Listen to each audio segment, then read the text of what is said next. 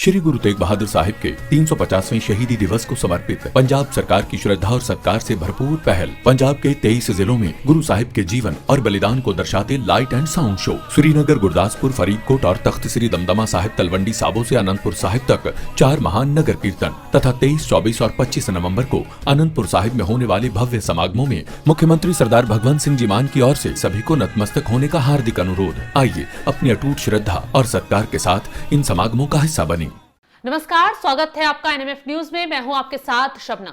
मेघालय और बांग्लादेश की सीमा हमेशा सेना के लिए चुनौतीपूर्ण रही है। अब ऐसे में जब देश से बांग्लादेशियों को तेजी से खदेड़ा जा रहा है, मोहम्मद यूनुस पाकिस्तान के साथ मिलकर साजिशें रचते नजर आ रहे हैं, तो मेघालय में हलचल तेज हो गई है। सेना की तरफ से मेघालय में न सिर्फ घेराबंदी कर दी गई है, जम्मू कश्मीर में अलर्ट जारी किया गया और मेघालय में कर्फ्यू लगा दिया गया है। यहां तक कि सीमा से जो 1 किलोमीटर तक का इलाका है, वहां किसी भी शख्स की जाने की मनाही है। अगर कोई वहां संदिग्ध पाया जाता है या फिर कोई भी अचानक वहां दिख जाता है तो तुरंत कार्रवाई की जाएगी। खबर यह है कि कर्फ्यू रात में 8 बजे से लेकर सुबह 6 बजे तक रहेगा। उस दौरान लोग कोई भी गतिविधि उस एरिया में नहीं कर पाएंगे। अब सवाल यही है कि अचानक मेघालय में ऐसा क्या होने वाला था या क्या हुआ कि कर्फ्यू लगाना पड़ गया, सेना की हलचल तेज कर दी गई। इसी पर चर्चा करेंगे, विस्तार से पूरी खबर जानेंगे। मेरे सहयोगी अभिषेक मेरे साथ मौजूद हैं।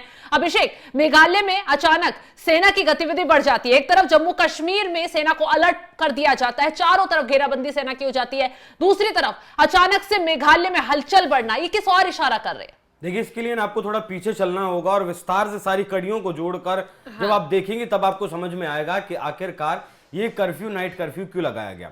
पिछले महीने आपको याद होगा, भारतीय सेना ने ऑपरेशन त्रिशूल के तहत एक आपका युद्धाभ्यास किया था पाकिस्तान बॉर्डर पर। उसके बाद भारतीय सेना ने एक युद्धाभ्यास किया बंगाल की खाड़ी में। वो भी लगभग जो पहला युद्धाभ्यास था पाकिस्तान बॉर्डर पर, वो लगभग 12 दिन का रहा और लगभग 5 दिन का युद्धाभ्यास आपका बंगाल की खाड़ी में किया गया। एक बार फिर से नोटम जारी किया गया 5 और 6 दिसंबर के लिए, एक बार फिर से यहां युद्धाभ्यास किया जाएगा। इससे पहले ऑपरेशन सिंदूर भारत की तरफ से किया गया। पहलगाम हमले के पहलगाम जो हमला हुआ उसमें बहुत सारे आतंकी मारे गए। उसके बाद दिल्ली में धमाका होता है 10 नवंबर को, जिसमें जैश ए मोहम्मद से जुड़े आतंकी पकड़े जाते हैं, डॉक्टर जो पकड़े जाते हैं। उस बारे में ये कहा जाता है कि बांग्लादेश से जो विस्फोटक सामग्री थी वो बंगाल आई, बंगाल से फिर दिल्ली आई। 26 जनवरी को बंगाल में बहुत बड़ा धमाके, कई मतलब एक सीरियल ब्लास्ट करने की प्लानिंग पाकिस्तान कर रहा है। अब आइए, ये जो बॉर्डर है, ये जो जीरो लाइन है, मेघालय से जो बांग्लादेश का बॉर्डर लगता है, यहां बांग्लादेश में एक लाल मुनीर हाट करके एयरबेस है जो 1945 में दूसरा विश्व युद्ध हुआ था। उसके बाद से ये ऑपरेशनल नहीं है। बांग्लादेश की जो सेना है, जो एयरफोर्स है, वो यहां सिर्फ ट्रेनिंग लेती है, मतलब जो पढ़ाई लिखाई का काम है तो वो मेघालय की सीमा से सटा हुआ है क्या वो? मेघालय की सीमा से लाल मोनीरहाट का जो एयरबेस है वो महज 12 किलोमीटर की दूरी पर है। ठीक है। पिछले महीने यहाँ के जो फखरुज्जमान बांग्लादेश के सेना अध्यक्ष हैं, वो इस एयरबेस पर आए थे। इस एयरबेस को एक बार फिर से रिन्यू किया जा रहा है। चाइना की मदद से यहाँ हैवी कंस्ट्रक्शन किया जा रहा है। रडार्स यहाँ एक्टिवेट कर दिए गए हैं, ड्रोन्स यहाँ तैनात कर दिए गए हैं और एक हैंगर यहां पर बनाया जा रहा है जो निर्माणाधीन है फिलहाल, जिसका निर्माण किया जा रहा है। और यहां इस हैंगर को की जो कैपेसिटी होगी वो 12 फाइटर जेट्स खड़े करने की होगी। मतलब बांग्लादेश और भारत की सीमा पर 12 फाइटर जेट खड़े होना, रडार सिस्टम लगना, ड्रोन तैनात होना, मतलब ये दिखाता है कि चीन को बांग्लादेश के जरिए भारत की हर एक मूवमेंट की जानकारी होगी। पूर्वोत्तर के जो राज्य हैं भारत के लिए कितने जरूरी हैं, उस बात का अंदाजा आप ये लगाइए। हमारे MiG-21, मिराज, रफेल और ब्रह्मोस यहां पर जो हमारे एयरबेसेस हैं वहां पर तैनात हैं। और यहां पर 3 नए एयरबेस, लगभग एयरबेस की तरह आप कह लीजिए, 3 नए एयरबेसेस बनाए गए हैं, जो एक बिहार बॉर्डर पर, एक बंगाल और एक इधर पूर्वोत्तर की तरफ। 3 मतलब आप कह सकती हैं कि एयरबेसेस भारत की तरफ से बनाए गए हैं। तो बॉर्डर पर फिलहाल बहुत कुछ चल रहा है जिसकी जानकारी धीरे धीरे छन छन कर बाहर आ रही है। पीओके वाला जो इलाका है, वहां से पेनिट्रेशन आतंकवादियों का नहीं हो सकता, लेकिन अब यूनुस पाकिस्तान की गोद में बैठा है और पाकिस्तान ने अपने लॉन्च पैड्स अब पीओके में नहीं बल्कि बांग्लादेश में बनाए हैं। अभिषेक, वहां की जो जिला मजिस्ट्रेट हैं उन्होंने क्या कुछ कहा है, एक बार दर्शकों को ग्राफिक्स के जरिए पूरा डिटेल बता देते हैं। बता दें आपको, ईस्ट खाली हिल्स की जिला मजिस्ट्रेट आरएम कुरबाह की ओर से आदेश साफ कहा गया है आदेश में कि बॉर्डर के कुछ हिस्से बेहद पोरोस यानी छिद्र युक्त और संवेदनशील हैं। इन इलाकों से गैर कानूनी घुसपैठ हो रही है। प्रतिबंधित आतंकी संगठनों के सदस्यों की आवाजाही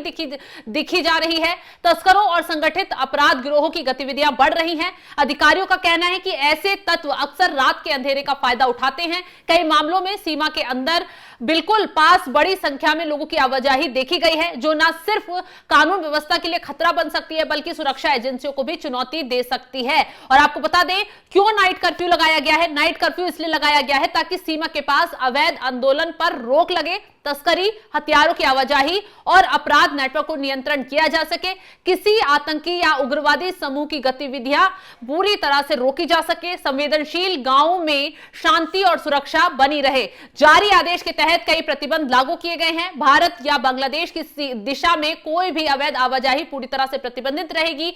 दिन के वक्त भी 5 या उससे अधिक लोगों की जो भीड़ है उस पर रोक होगी। हथियार या हथियार जैसी किसी भी चीज को ले जाने पर मनाही रहेगी। गाय, ड्रग्स, सुपारी, पान, सूखी मछली, सिगरेट और चाय की तस्करी पर पूरी तरह से नकेल होगी।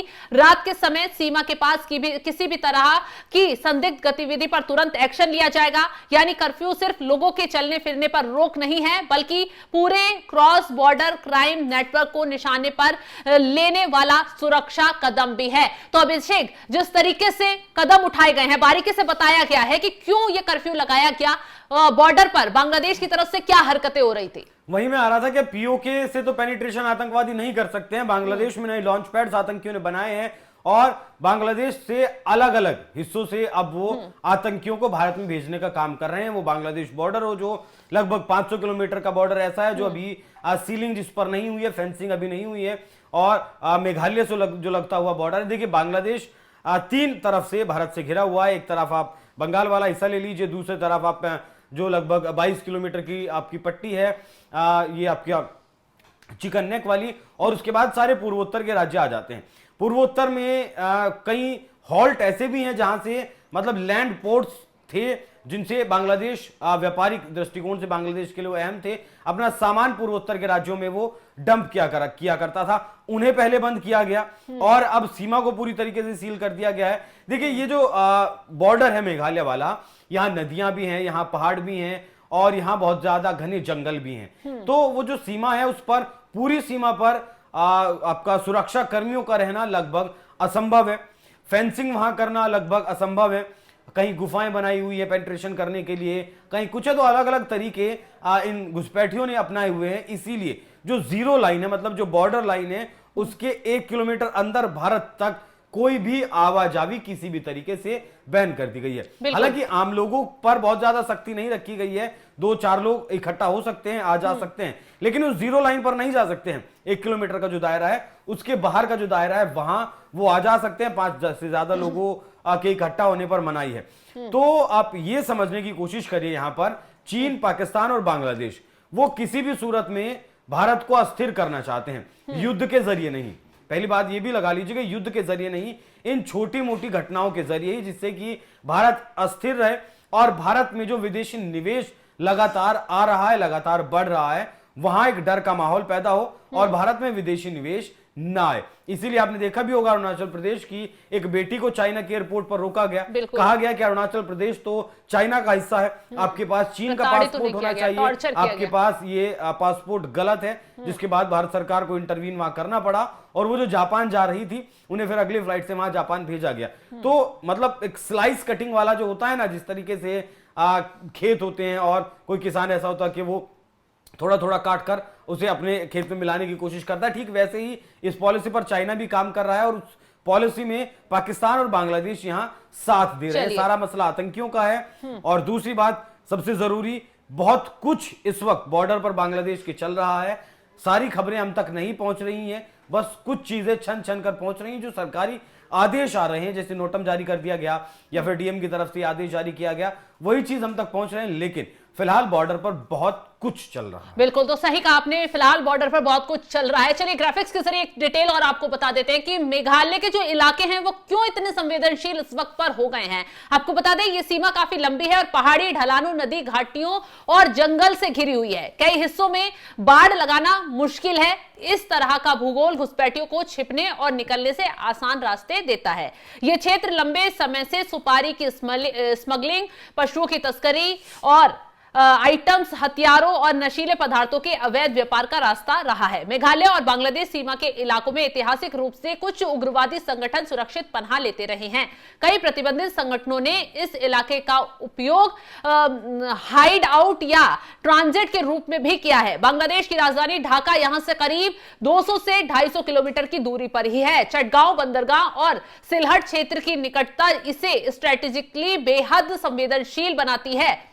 अब इसे पूर्वोत्तर भारत के लिए सुरक्षा शील्ड कहते हैं। पूर्वोत्तर भारत कई राज्यों से मिलकर बना है और यह बेहद संवेदनशील भौगोलिक क्षेत्र है। अगर घुसपैठ बढ़े या उग्रवादी समूहों का रास्ता मिल जाए तो यह पूरे पूर्वोत्तर की सुरक्षा को प्रभावित कर सकता है। यह अंतर्राष्ट्रीय व्यापार का कॉरिडोर है। भारत बांग्लादेश व्यापार का बड़ा हिस्सा मेघालय सीमा से होकर गुजरता है। तस्करी बढ़ने से वैध व्यापार पर भी खतरा पैदा होता है और इसी वजह से सेना ने अब मुस्तैदी दिखा दी है। एक्शन मेघालय में शुरू कर दिया है। कर्फ्यू जारी कर दिया गया है। लोगों पर सख्ती बरती जा रही है और सीमा पर गहनता से नजर रखी जा रही है। फिलहाल इस खबर को लेकर आप क्या राय रखते हैं कमेंट बॉक्स में जरूर बताइएगा। तमाम बड़ी खबरों की और जानकारी के लिए आप हमारी वेबसाइट पर भी जाकर लॉगिन करें www.newsnmf.com